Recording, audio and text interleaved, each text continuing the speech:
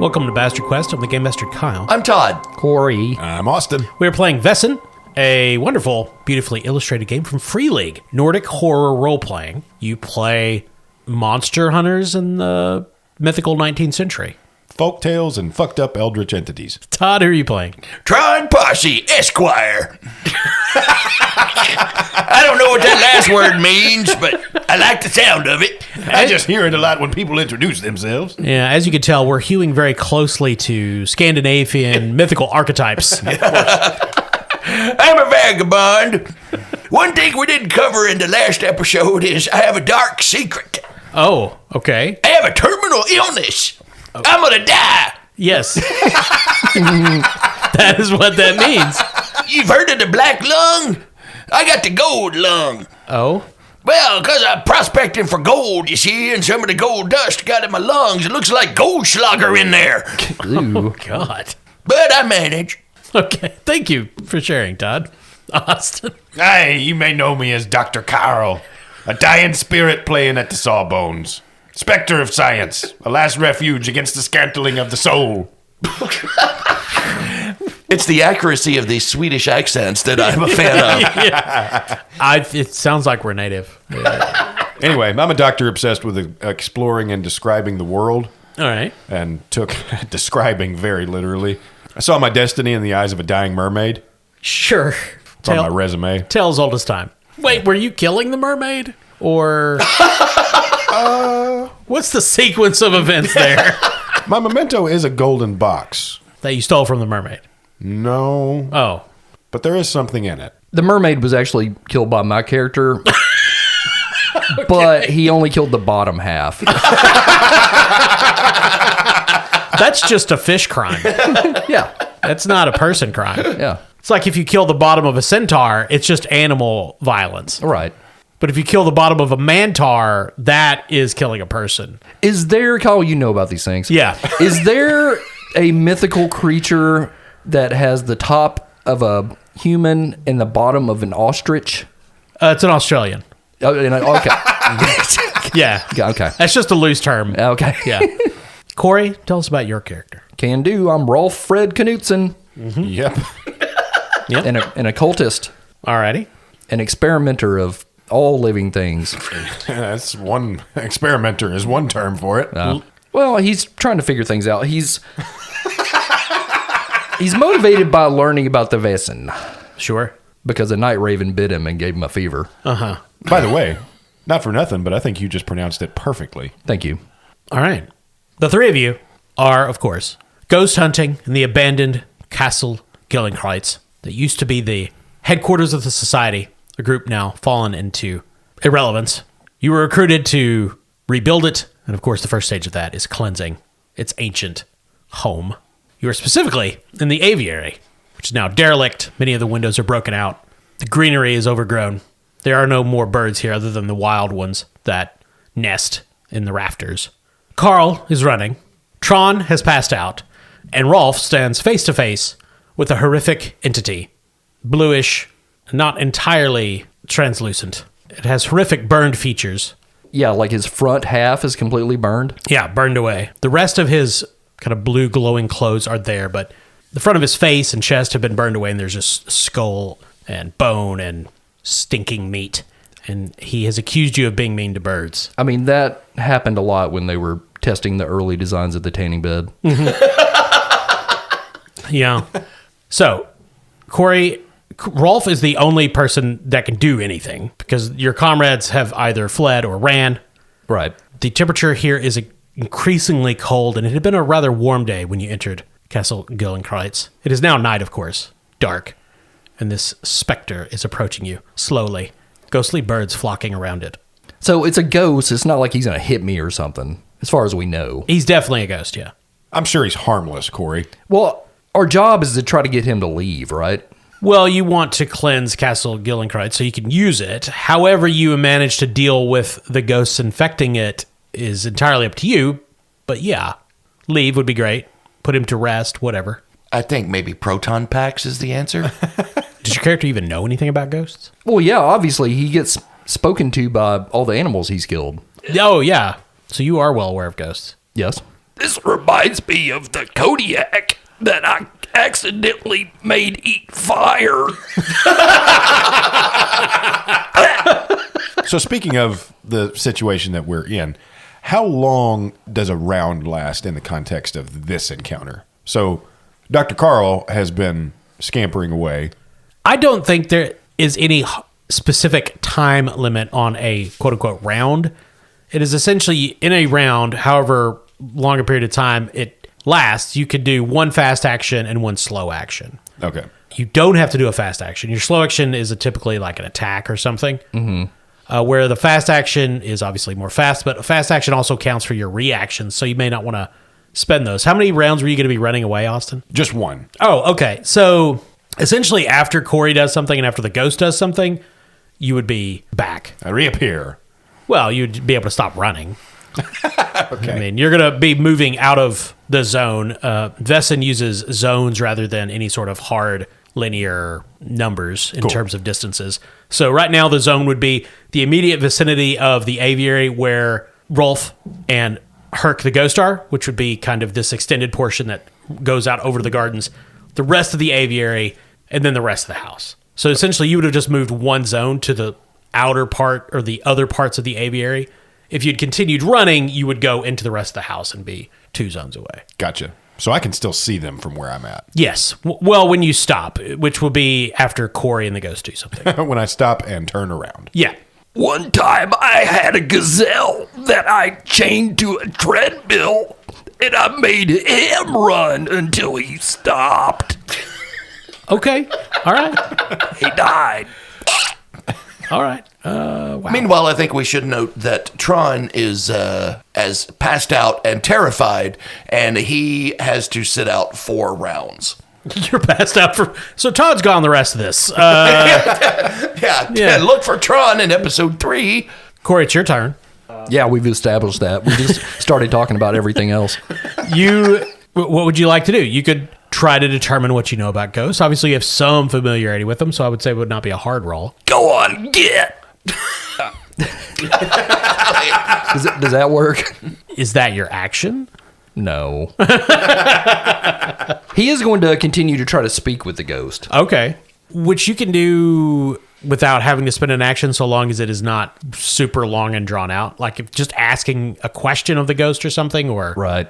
telling them to do something would not be considered an action. Okay. Why do you remain in this place, Herc? Okay. So if you're going to try to persuade the ghost to tell you something, I'm going to say that's definitely an action. Okay. I mean, my thought would be empathy and then some skill related to inspiration or manipulation. Probably manipulation. I think this sounds like manipulation empathy to me. Okay. I have a 3 in empathy. I have a 1 in manipulation. Okay. So 4 die. Ooh, no 6s there. But I got 2 3s. Can I smush them? You absolutely cannot. Oh.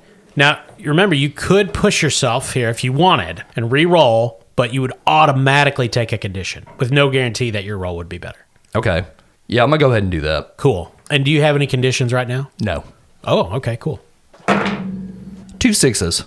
Wow, okay. And I still take a condition? Yes, you take the condition no matter what. Okay. Since it's under empathy, does that mean take a mental condition? 100% correct. Okay. Which one are you taking? Rolf Fred is angry. So since you have a mental condition, any other mental actions will be at -1. Okay. The ghost advancing, I am not at peace. My bones have not been buried, and I am angry. Me too. It's a sudden thing that just happened.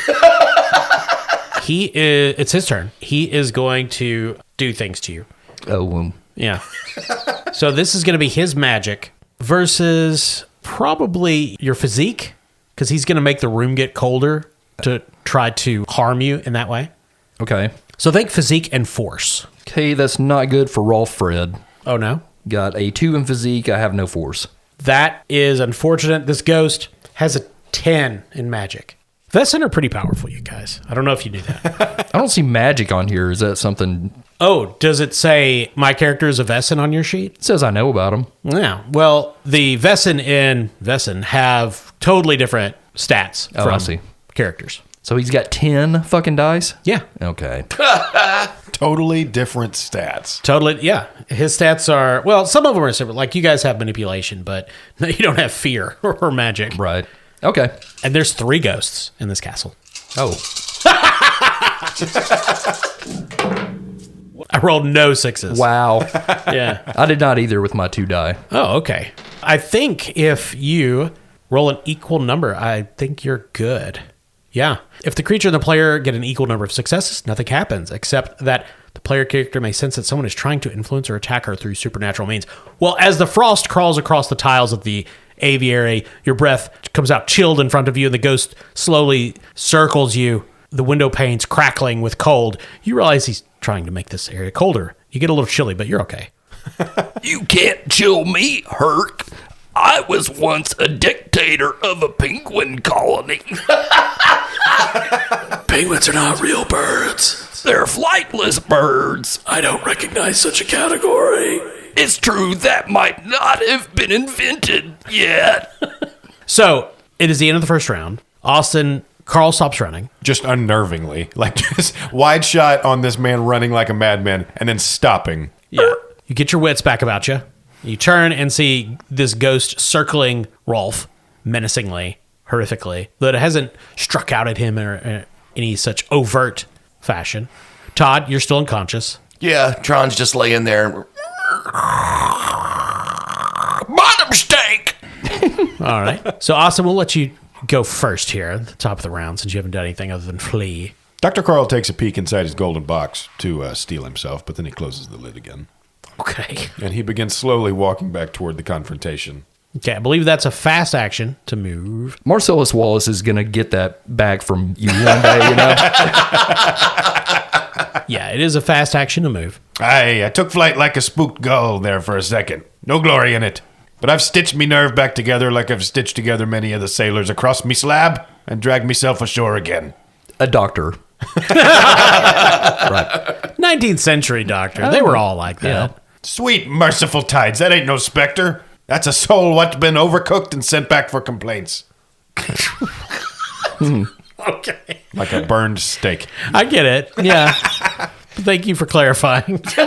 So, in kind of surveying the area, can I see like this area of cold spreading around them? 100%. Doctor, he's looking for his skeleton, much like that hair that I took his bones out of him. He did not live. Hearing this, Dr. Carl actually holds his golden box in his hand, and he begins to walk deliberately toward the ghost. And he begins to hold out the golden box. The fleshless, scorched skull turns in Carl's direction. I once glimpsed me destiny in a mermaid's dying stare. Tragic thing, like a prophecy delivered by seafood. What the fuck? So I kept the eyes, in a golden box, like a respectable madman. And I consult them when I'm rearranging a man's insides in a surgical room. The ghost takes a step back. Go on then, have a peek if you fancy seeing your future through pickled formaldehyde judgment. So what? He's going to show the ghost the mermaid's eyes. Uh-huh. And see if the ghost can glimpse its fate, meaning where its remains are. Austin, why do you do this to me? Okay, I guess that's logic. Sort of. I guess logic and vigilance, or... Maybe some form of empathy? Oh, this is not empathetic. Okay. Vigilance is fine. Well, yeah, to me, that you're trying to use this as some sort of, investigative method. So, investigation. Okay. So, logic and investigation. All right. That's a total of 7. Now, I have 3 mental conditions. At least. Sure. Yeah. I agree. I don't know why we're limiting it, but... So, I'm just rolling 4 dice. Okay.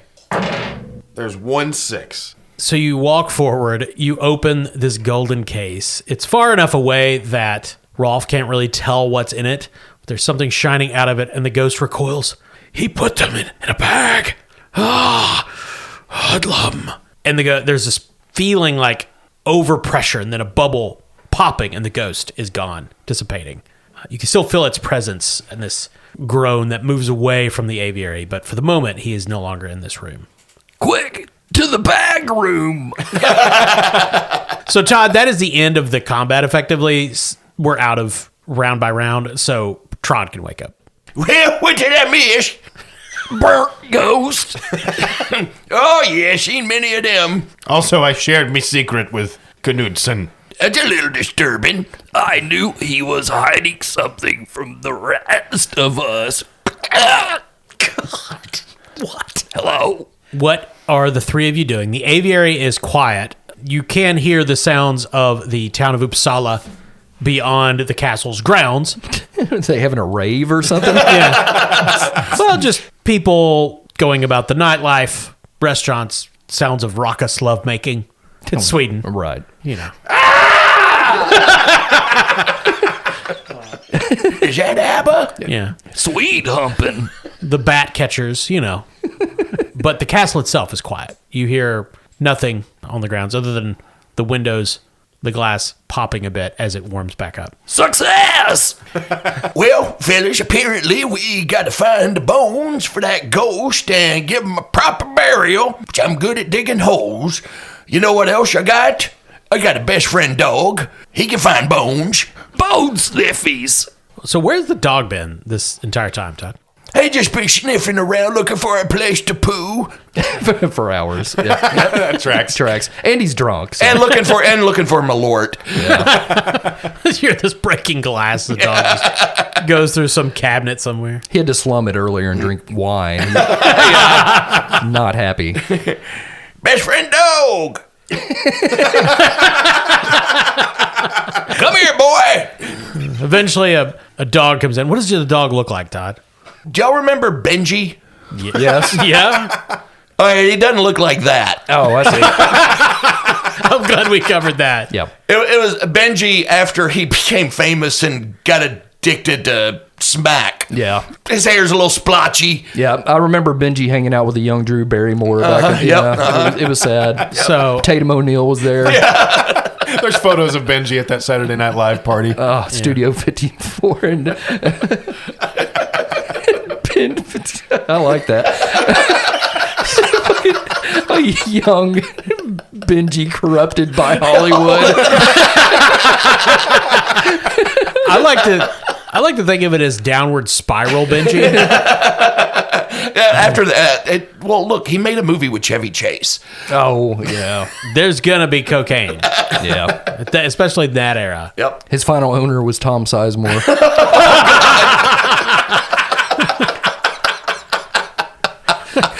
Or it's more appropriate to say Tom Sizemore's last dog was Benji. Yeah. And survived him. He got arrested for beating the shit out of Eddie on Frasier.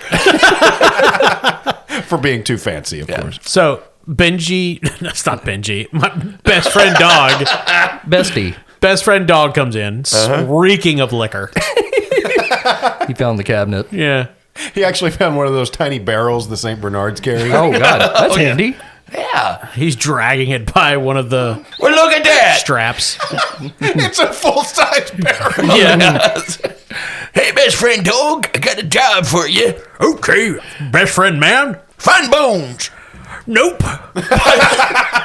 You can try to convince best friend dog to find some bones. All right. Well, luckily, I have a 4 in empathy and a 3 in manipulation. Okay. Do you have any mental conditions? I do have 2 mental conditions. There you go. So that's going to be 5 dice. Okay. There's a 6. Best friend dog reluctantly puts the barrel in a corner and goes and starts sniffing around for bones. Are you guys going to do anything else or just hope a dog figures it out?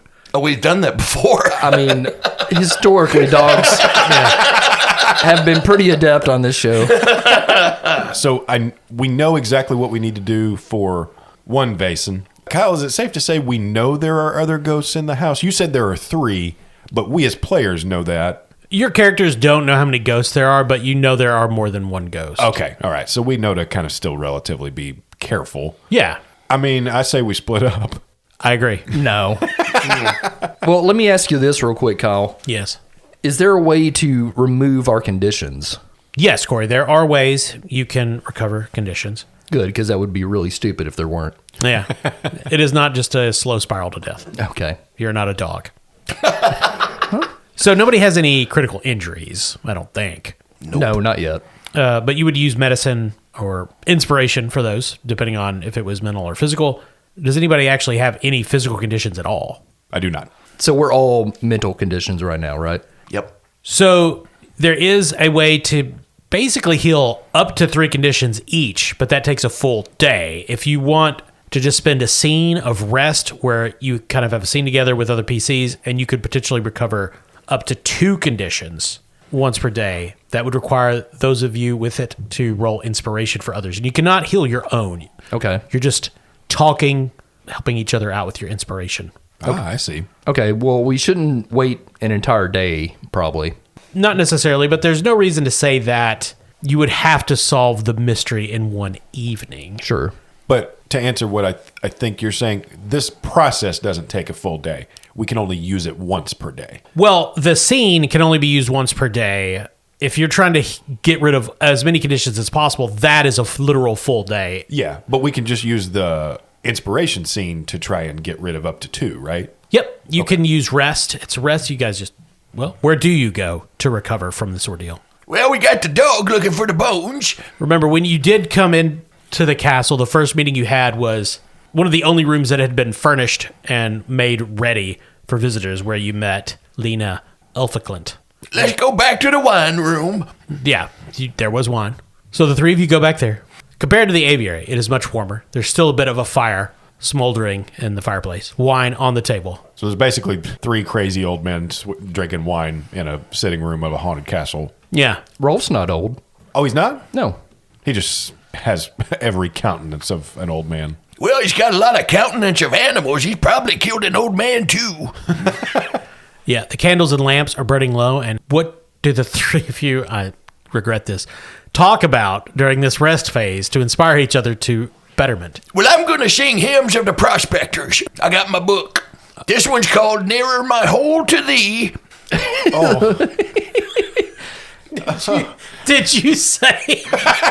Kyle, I'm going to stop you right there. Let's not repeat things. Is Tron one of those guys that, like, points his butthole towards the sun? I was talking about digging a hole. Oh. Pervert. So we got to roll inspiration to try to... Yeah. Do any of us have inspiration? I do not. I do. Obviously. I also do. Okay, cool. You guys have more conditions than I do, so since I can't do anything, why don't you guys just heal each other? Plus, you're better friends. And actually, I told you incorrectly. You don't even have to roll inspiration for the rest scene. You can just recover 2 conditions. Oh, okay. It can be either physical or mental. Now, of course, you can only do this essentially once per adventure, but... Gotcha. That works. Okay, I'll go ahead and remove angry. He's thinking good thoughts about the time he ran over a mongoose on his bike. That's so specific. Always just perks me right up. From his ghostly perspective, there's a mongoose looking up at him with this tire mark over its head. Not now, Mortimer. I want you to die. I know. There's nothing like that last thud. So how many can we remove, Kyle? You can remove 2. Okay, well, I have 2, so I'm going to get rid of those. All right. I'm getting rid of frightened and hopeless. Now I'm just angry. All right. You are all recovered from rest. You spend an hour or so drinking wine, listening to Tron, and regaining your courage. The night grows later. The castle is quiet. Once or twice, you are interrupted from sounds like someone trying to get out a door, or banging on it, or rattling it, but it comes from some distance. It's a normal ghost shit. Yeah.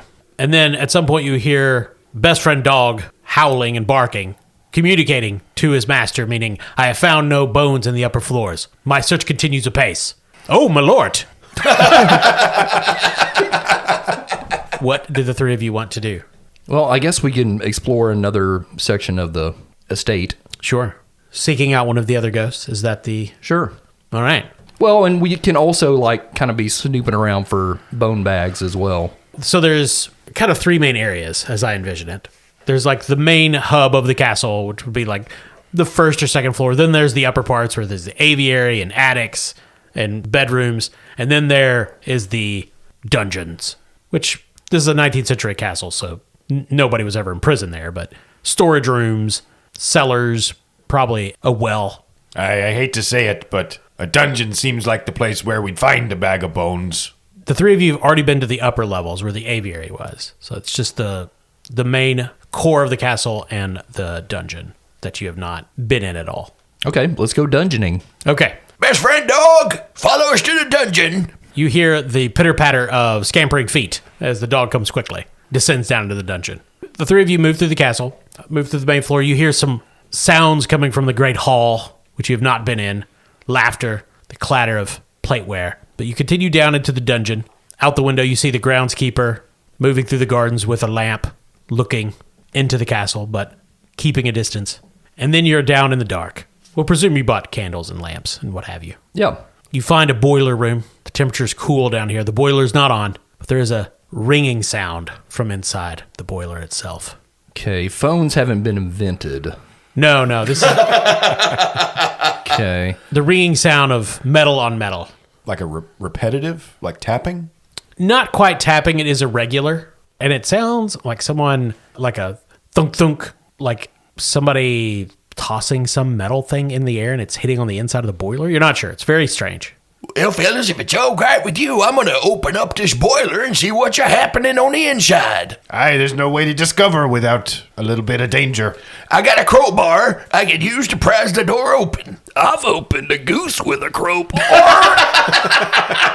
My God. So, yeah, Tron is going to take his crowbar and pry open the boiler. All right. Roll physique. Physique and force? Yeah, I think so. It is not designed to be opened. Tron, surprisingly strong. Oh, he's got that prospector strength. Exactly. He's got a 5 in physique and a 2 in force, so that's going to be 7 die. All right. Got 2 6s. One of the plates on the boilers comes away smoothly. The bolts are rusted. And inside, you see a hunched figure, ghostly green, sitting in the middle of the boiler. Is this Force Ghost Yoda? No, I didn't say he was little. I said he's hunched. Oh. He's a person wearing a very high collar shirt, and he's got a coin, and he's flipping it up and down. It's clattering around the boiler. He picks it up, throws it up again. Aye, there's a body that knows how to tempt fate. He also has an axe in his head. The handle is jutting out behind him. Yeah, like I said, it's risky. His head twists your way. So as you all have encountered a ghost, I'm not going to make you roll full fear, even though technically I haven't encountered this one. So just be fear 1. Okay. Are you tackling the situation with logic or empathy? Logic. Same. Empathy. Okay, so you would roll that, and it's fear 1, so you just need 1 success to not be terrified. Okay. So my empathy's 4.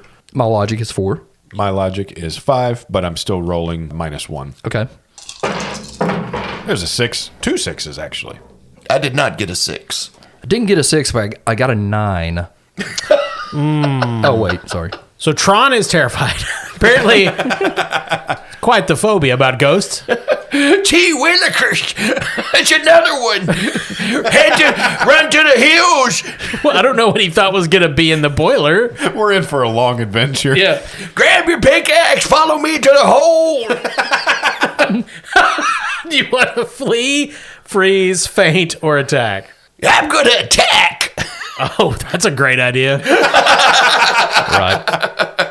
Well, There hasn't been a lot of action in this game. I will take it up a notch. you lose the ability to make strategic choices and will not stop attacking until the enemy is vanquished, the one that you cannot physically harm. So roll a 6-sided dice to see how many rounds you're going to incoherently attack the ghost.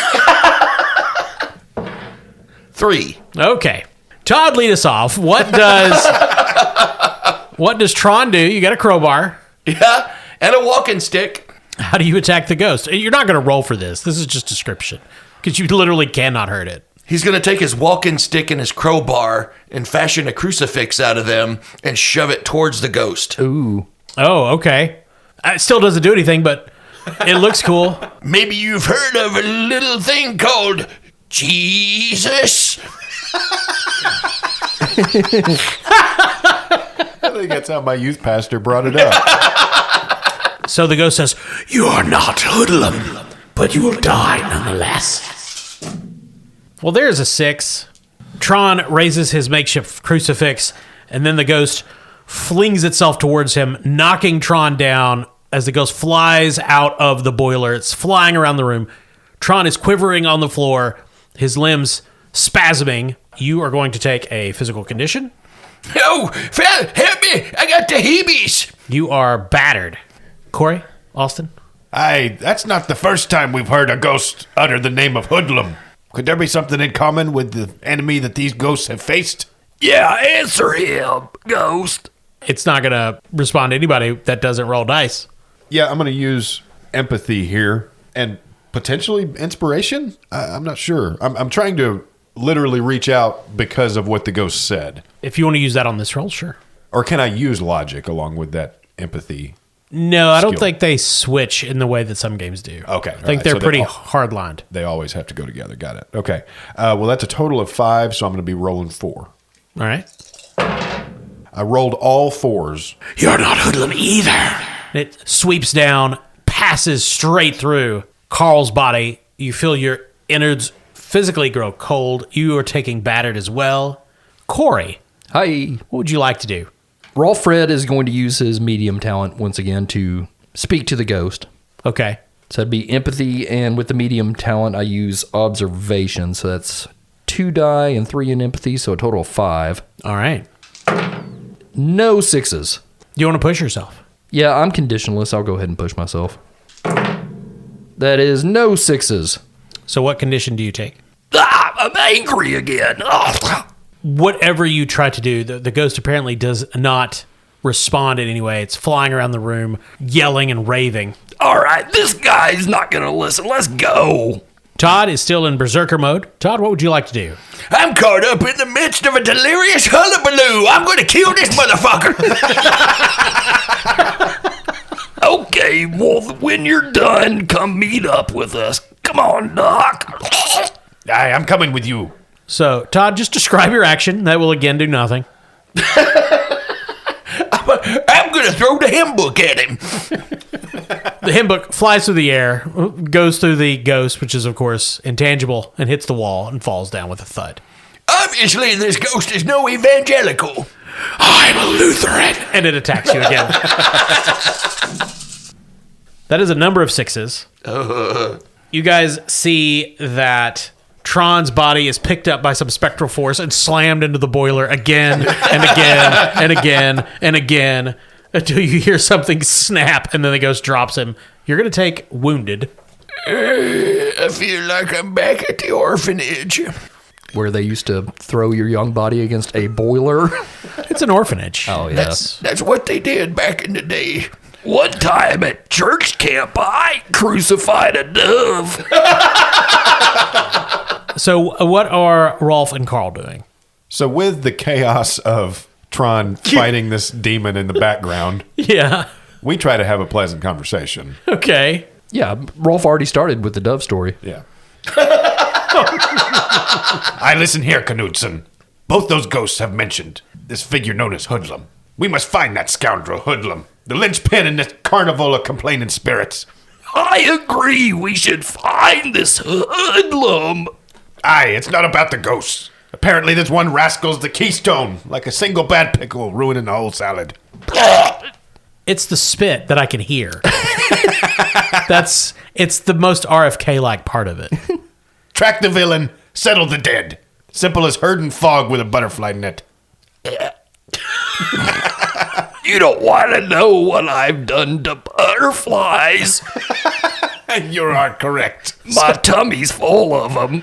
Are you two leaving or are you fighting the ghost? What the fuck are you doing? Or just chatting. Oh, all right, cool. We were just hoping by the time we made a decision, maybe Tron would be done. We'll just have a little aside. So you're not doing anything this round. Is that what I'm getting? Well, the ghost is obviously mad. He's very angry, yeah.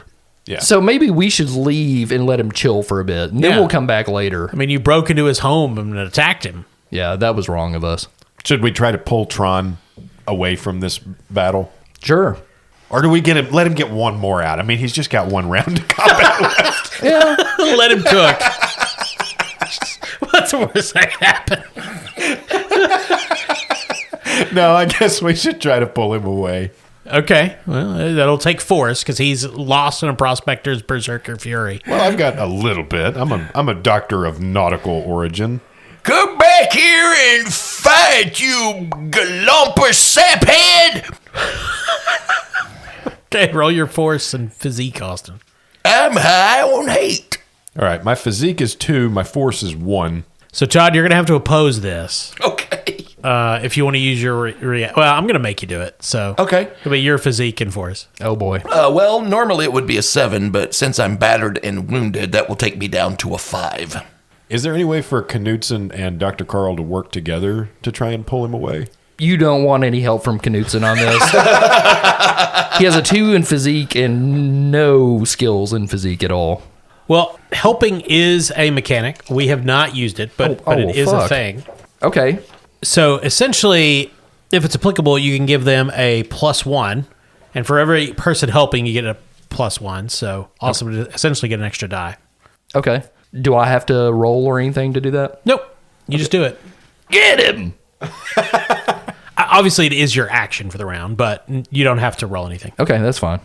All right, so I get a +1? Yep. All right, so I'm rolling 3D. 5. Nothing but 2s. No 6s. Tron is pretty hard to catch.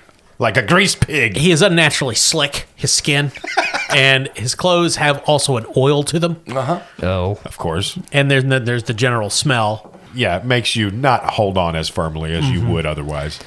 Speaking of pigs, one time I had a piglet and I used bellows to air him up until he popped.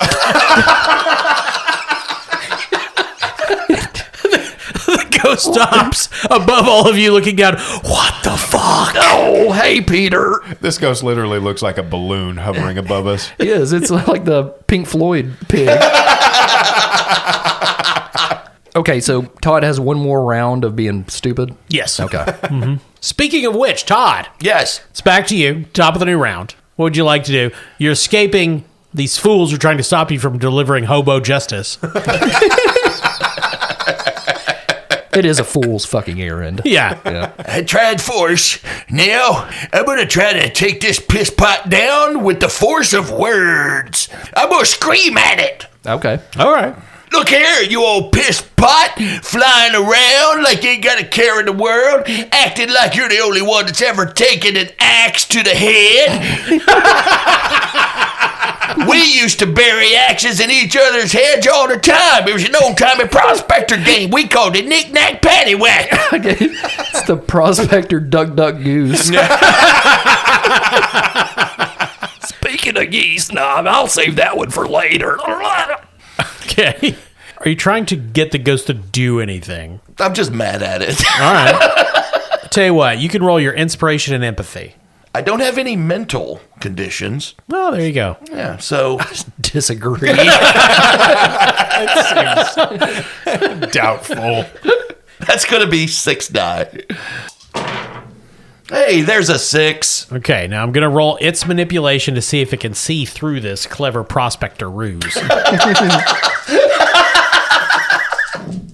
Oh, what do we got? That is a 6, yeah. So it equals you.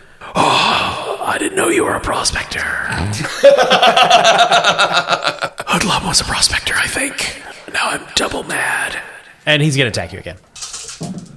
There we go. This time, wisely, Tron runs from the ghost, chases him around the room. They scamper under the boiler, clamber over boxes, and you become exhausted, Todd.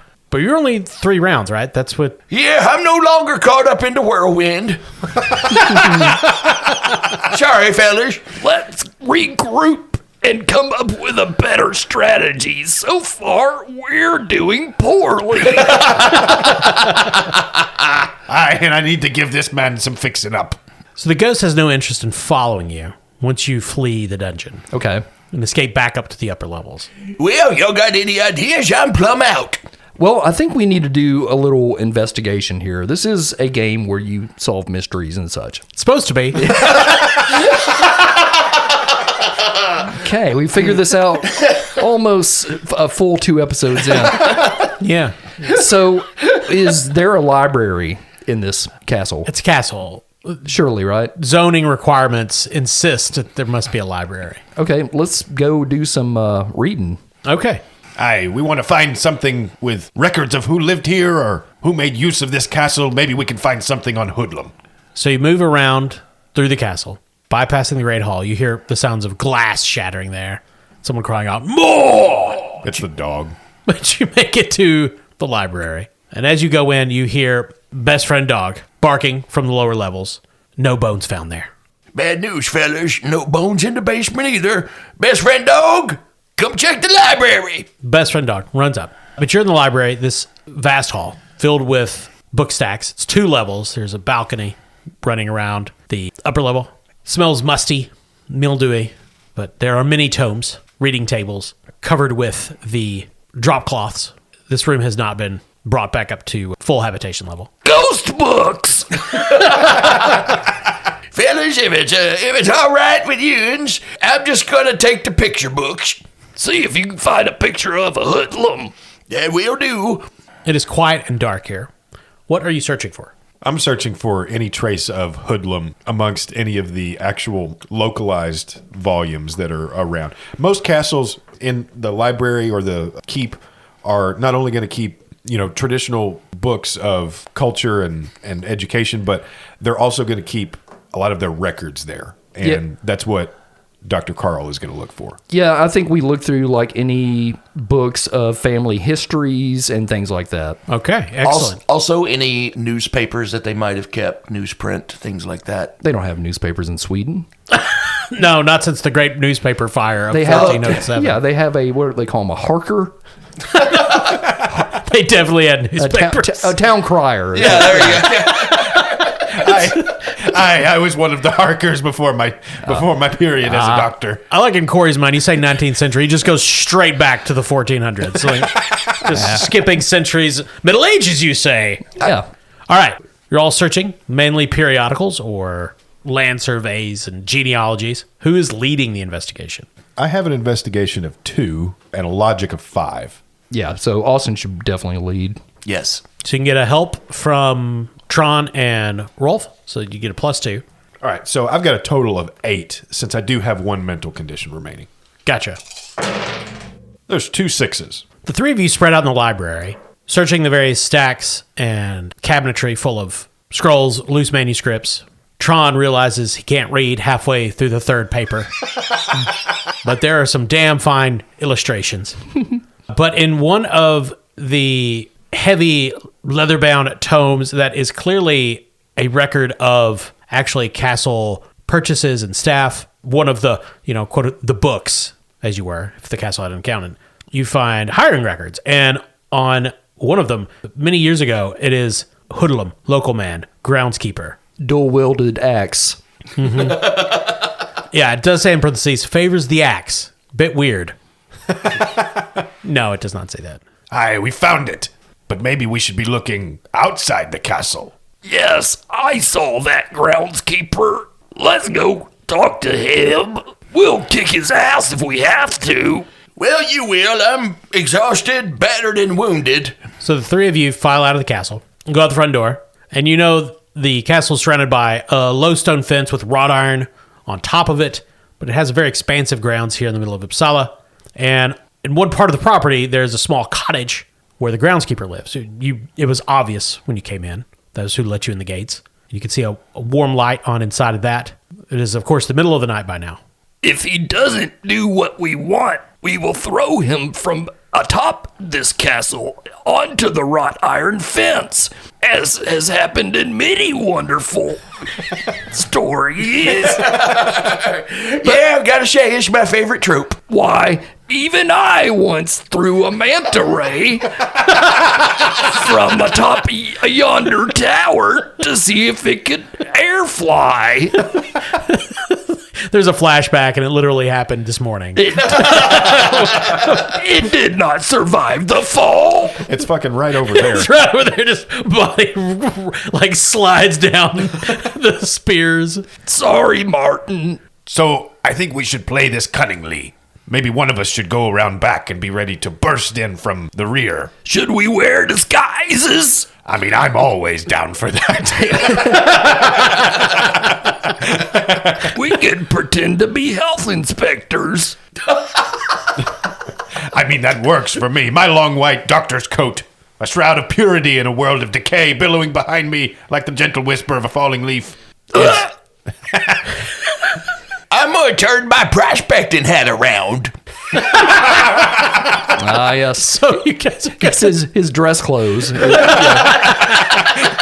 This is the clean side. So is this stealth or something more ridiculous? Well, I see it as being us actually approaching formally Sure. from the front, but one of us kind of trying to flank him from behind. Yeah, Rolf is pretty damn good in stealth and precision. He can kind of sneak around and look in the windows to see what Hoodlum is doing. Okay. Quick question, Kyle. Yes, Todd. Would Hoodlum be considered wealthy? No. Well, I can't use my hobo tricks. Yeah. Rich as a groundskeeper, as they say. Yeah. That old Scandinavian canard. Well, he's spiritually rich. He has a number of bones if you're interested. Okay, my precision is a 5 and my stealth is a 3. Okay, so you're sneaking up to the cottage, Yep. and Tron and Carl are hanging back. I think it'd be best if I held back, fellas. I'm, once again, wounded, battered, and exhausted. I got negative precision's what I'm trying to say. What about Carl? So, Corey, if you're going to make your first action basically reconnaissance, I was thinking of this in terms of support. But if you're going to sneak a peek at him, then I can just help you do that. Okay. And then we might decide how we want to make contact with him, whether we want to start off from a place of assault or if we want to try to reason with him first. Okay, then that's 9 die. No 6s. God damn it. Phenomenal. Fuck it, I'll push myself again. There's a couple 6s. And what condition are you going to take? Well, that's precision, so that would be a physical condition. I think exhausted would make a lot of sense. It's late at night. Sneaking makes me tired. Yeah. Rolf sneaks around through the darkness. Tron and Carl peeling off. He's breathing heavy by the time he gets to the cottage. It was farther away than he thought. He looks inside, and he does not see the groundskeeper. He does see a woman. It is Lena Elficlint, tied up in a chair, her mouth gagged. Oh, that was our contact, right? Yeah. She's in front of the fire. She's looking at you going, There's skulls everywhere, bones, big bags of bones, and a sign that says, serial killer lives here. Stay out. Oh. And then you hear a twig snap, and behind Tron, there's the groundskeeper, Hoodlum, with a shotgun, and says, I knew it would be the three of you that caught on to my plans. This being the culminating point of the adventure, I have a shotgun. And we'll end there for this evening. Oh, okay. Hey, you guys did stuff this session. We did. We're so good.